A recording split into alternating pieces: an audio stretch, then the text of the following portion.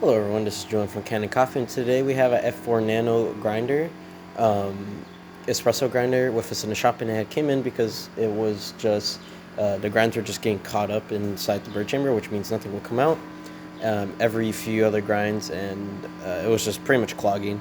Now, that's usual for these grinders, not in the sense of they happen a lot, but more so when you use it for quite a while, 1, 2, 3 years.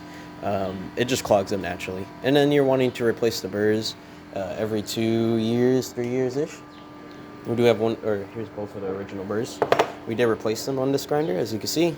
So it has a bit of the coffee oils and stuff on it. And we replaced it with brand new ones. Cleaned the inside brew chamber, all the inside, and then deep clean the spout going out of the brew chamber because there was the coffee that was in there was quite clogged, and it was quite hard to pick out. I actually had to use tools to kind of chip it away.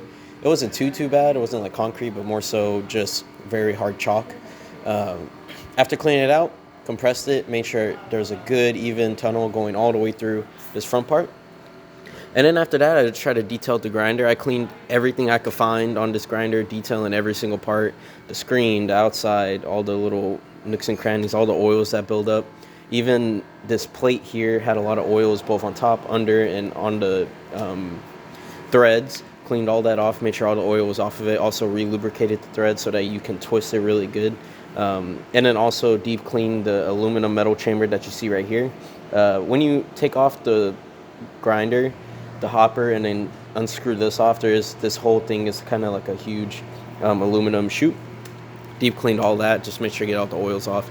I try to detail this grinder as best as I could. The only thing we don't clean typically is the hoppers, and the sole reason for the hoppers, as you can see if I were to lift this up, the hopper still has a bunch of oils in it.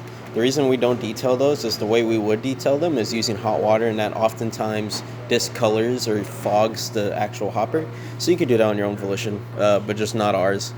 We just don't typically clean that unless prompted or the customer asks to. But we are going to test the grinder with a little console. Now I have the setting really fine, and the reason I do that is just to test the burrs and what they're capable of. And you're gonna see quite a little bit of coffee outs because this is really fine espresso. Of course you can adjust it to what your machine needs. Of course we don't have the machine here. Actually, I think we do. It's just we haven't worked on it yet, so I can't really calibrate it.